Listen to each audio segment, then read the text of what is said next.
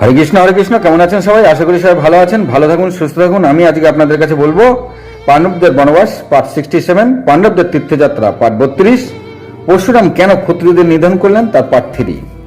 আমরা এখান থেকে জেনে নেব পরশুরাম যে ক্ষত্রিয়দেরকে নিধন করেছিলেন সেখানে কি দেখানো হয়েছে আর আমরা কি জানতে পাচ্ছি। এই ব্যাপারটা আমি সম্পূর্ণ আপনাদের কাছে খোলসা করে দিচ্ছি যে আদত আমাদের ধর্মকে কিভাবে কলুষিত করা হয়েছে আর কি দেখানো হয়েছে ভুলভাল, সেগুলো আমি সম্পূর্ণ সঠিক করে দিচ্ছি। বিচার আপনারা করবেন, আমি করব না, বিচার আপনারা করবেন।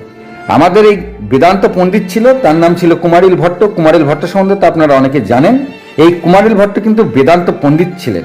তিনি যখন দেখলেন বৌদ্ধ ধর্মের খুব প্রচার, তখন তিনি ভাবলেন নিশ্চয়ই বৌদ্ধ ধর্মের মধ্যে কিছু আছে, ভালো কিছু। আর বেদ থেকে তিনি যা পেয়েছেন, তারপরে তিনি চিন্তা করলেন বেদের থেকেও ভালো কিছু তার ওই ধর্মে আছে। তিনি মানতে চাইলেন না। তিনি চিন্তা করলেন আমি এই বৌদ্ধ ধর্ম গ্রহণ করবো এবং দেখবো এর ভেতরে কি আছে। তিনি বৌদ্ধ ধর্ম গ্রহণ করলেন। গ্রহণ করে বৌদ্ধ ধর্মের সমস্ত শাস্ত্র পাঠ করলেন। করে তিনি দেখলেন যে অনেক কিছু ভুল আছে, যা বেদ থেকেই এসছে, কিন্তু অনেক কিছু ভুল আছে। তিনি তখন তাদের বৌদ্ধ ধর্মের পণ্ডিতদের সঙ্গে তর্ক করলেন এবং তাদেরকে হারিয়ে দিলেন। তারপরে ধীরে ধীরে বৌদ্ধ ধর্মের প্রচার ভারতবর্ষে কমতে থাকলো। এই কুমারিল ভট্ট নিজের ধর্মকে কিছু কালের জন্য মানেননি বলে নিজেকে তিনি তুষার নলে জ্বালিয়ে দিলেন। তুষার নল আসলে ধানের তুষ, যা ধীরে ধীরে ধীরে ধীরে জ্বলে। সেই তুষের মধ্যে আগুন ধরিয়ে তিনি তার মধ্যে বসে গেলেন এবং তিনি চাইলেন যে পাপ কার্য তিনি করেছেন, মানে বেদ থেকে বেরিয়ে তিনি বৌদ্ধ ধর্ম গ্রহণ করেছেন, এই পাপ কাজের জন্য তার কোনো ক্ষমা নেই। তাই তিনি নিজেকে তুষ নলে ধীরে ধীরে জ্বালিয়ে দিলেন। তাহলে বুঝুন, বেদ থেকে তিনি সামান্য একটু ধর্মটাকে। তাই আপনাদের বলি, যত কষ্টই হোক, নিজের ধর্ম যত খারাপই লাগুক, নিজের ধর্ম নিজের ধর্মের লোকেদেরকে সবাইকে সম্মান করুন। আসুন আমরা সব সনাতনী ভাই বোন, সমস্ত সনাতনী ভাই বোনদের সম্মান করি, সবাইকে সাপোর্ট করি। তাহলে আমরা অনেকটা এক জায়গায় হয়ে যাব। আমাদের ধর্মকে নানাভাবে কলুষিত করে নিচু করা হয়েছে, অনেক মন্দির ভাঙা হয়েছে, আমাদের আর সেই গুরুকুল নাই। আমি চেষ্টা করছি এই ভিডিওর মাধ্যমে আপনাদেরকে কিছু জানানোর। আপনারা বিচার করে দেখবেন যে আমাদের ধর্মের কথাগুলিকে কিভাবে তারা চেঞ্জ করেছে, কিভাবে তারা আমাদেরকে কি সব দেখাচ্ছে, যার আগা নেই মাথা নেই। আসুন তারপর আমি জেনে নিই কি হলো। তারপর যখন কার্তবীর্যার্জুন ঠিক করলেন সে সৈন্যদের খাদ্য ভাণ্ডার যখন কম, যদি কিছু শিকার করে আনা যায় তবে খাদ্যের সমস্যা মিটবে, এমনই চিন্তা ভাবনা করে তিনি তার সঙ্গে কিছু সেনা আর মন্ত্রী নিয়ে বনের গভীরে প্রবেশ করলেন। সেখানে হরিণ শিকার করতে লাগলেন। তখন একটি হরিণ ছুটতে ছুটতে জামদগ্নির আশ্রমে চলে আসেন। তার পেছন পেছন কার্তবীর্য অর্জুনও চলে আসেন। তিনি দেখেন একটা ছোট্ট আশ্রম। তিনি ঢুকে পড়েন সেই আশ্রমের ভেতরে আর হরিণটাকে খুঁজে দেখেন। তখন আশ্রমে শুধু রেণুকা ছিল। রেণুকা দেখলেন একজন রাজা তার আশ্রমে প্রবেশ করেছেন। তখন তিনি তার সৎকারের জন্য তাকে নমস্কার দিয়ে বললেন, আসুন বসুন। আমার আশ্রমে কেউ আসলে আমরা তাকে খালি পেটে যেতে দিতে পারি না। তখন কার্তবীর্য অর্জুন বলে, কে আপনি? তখন রেণুকা বলে, এই আশ্রম জমদগ্নির আশ্রম, আমি ওনার স্ত্রী, বলুন আপনারা কি খাবেন? তখন কার্তবীর্য অবাক হলেন, এই জমদগ্নির পুত্র নাকি তার থেকেও শক্তিশালী। কার্তবীর্য তখন ভাবছে যে পরশুরামের সঙ্গে তো তিনি যুদ্ধ করার জন্য এসেছেন, কিন্তু তিনি চিন্তা করলেন তার থেকেও শক্তিশালী এর পুত্র, অথচ এখানে তো তেমন কিছুই দেখছি না, মানে কোনো অস্ত্র শস্ত্র বা তুমি অন্য কিছু ভেবে গেছিলেন, কিছুই নেই। তবে রেণুকার কথা আচরণ তিনি খুবই খুশি হলেন, মানে কার্তবীর্য খুবই খুশি হলেন রেণুকার আচরণ কথাবার্তায়। আর তিনি মনে মনে ভাবলেন এমন সুন্দর ব্যবহার তাদের সঙ্গে তিনি এত সৈন্য নিয়ে এসেছেন যুদ্ধ করবেন বলে। তখন তিনি যুদ্ধের চিন্তা মাথা থেকে সরিয়ে দিলেন। কার্তবীর্য দেখলেন কেউ নেই, তিনি এত সৈন্য নিয়ে এসেছেন যুদ্ধ করার জন্য, তো কিছুই নেই, বরং তারা কত ভালো। আর ভাবলেন না, যুদ্ধ আর না করে বরং বেশ কিছু শিকার করে এখান থেকে আবার তিনি ফিরে যাবেন। এই রকম ভাবে ভেবে তিনি বললেন, আমার সঙ্গে তো বেশ কিছু সৈন্য আছে, মন্ত্রী আছে, আপনি এত খাবার কোথা থেকে দেবেন? আপনি বরং আমাদেরকে জল খান। তখন রেণুকা তাদের সবাইকে বসিয়ে জল দিলেন আর সঙ্গে কিছু খাওয়ারও দিলেন। সেই খাওয়ারে এক অদ্ভুত স্বাদ ছিল। তখন তিনি রেণুকাকে বললেন, এত সুন্দর খাবার আপনি কি করে তৈরি করলেন? তখন রেণুকা বললেন, এগুলি সবই আমার আশ্রমে থাকা গরুর দুধের তৈরি। এই গরুগুলির দুধ অত্যাধিক সুস্বাদু, তাই এই খাবারগুলি এত সুন্দর হয়েছে। তখন যমদাগ্নিও আশ্রমে ফিরে এসেছেন। তিনি তখন অনুপ দেশের মানে কাত্যবীর্যের দেশের রাজ্যের নাম কি ছিল? অনুপ রাজ্য। অনুপ রাজ্যের রাজন কাত্যবীর্যকে দেখতে পেলেন। তিনি তাকে নমস্কার দিয়ে তিনিও অতিথি সেবায় লেগে গেলেন। সেখানে যে কয়জন ছিলেন সবাইকে খাওয়ার আর জল পরিবেশন করলেন।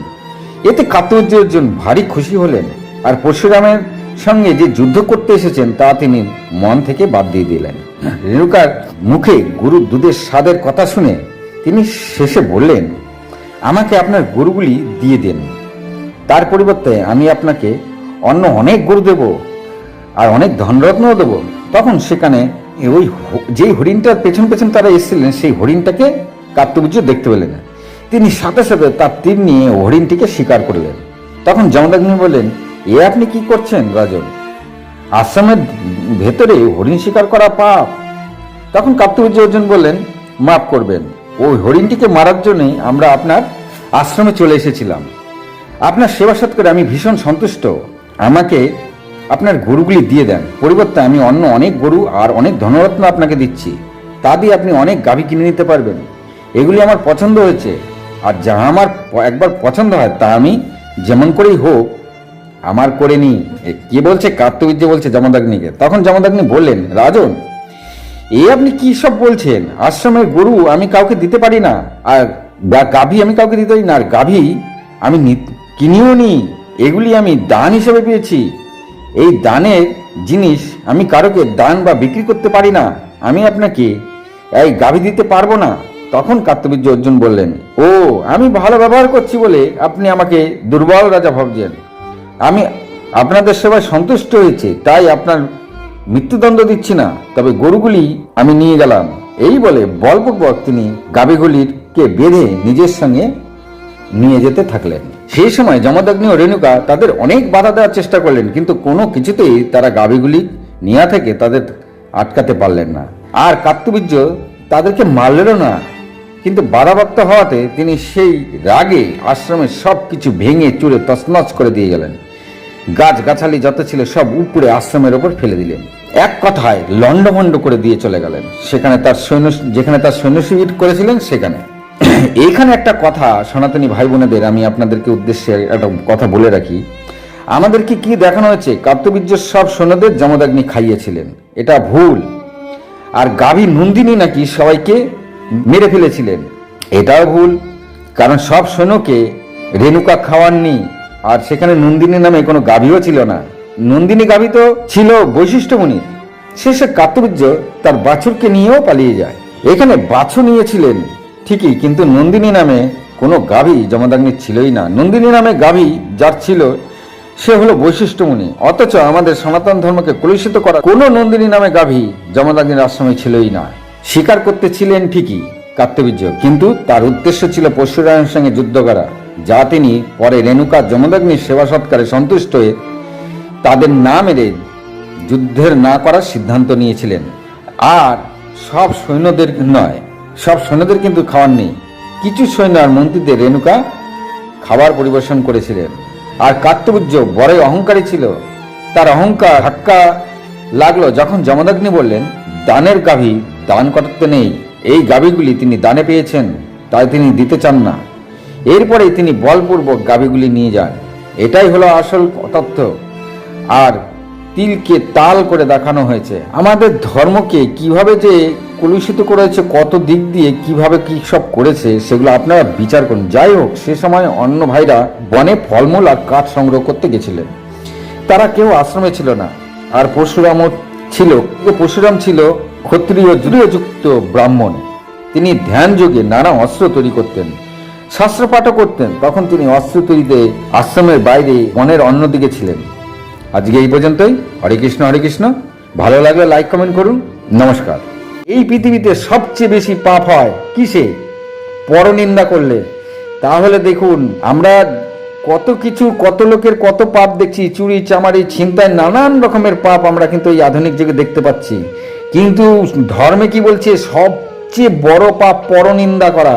দেখুন, এখানে কোনো মানুষকে মারা হচ্ছে না, হত্যা করা হচ্ছে না, বধ করা হচ্ছে না, ধর্ষণ করা হচ্ছে না, কোনো রকম কোনো কিচ্ছু নেই। বলছে পরনিন্দা সবচেয়ে বড় পাপ, পরের নিন্দা মহাপাপ।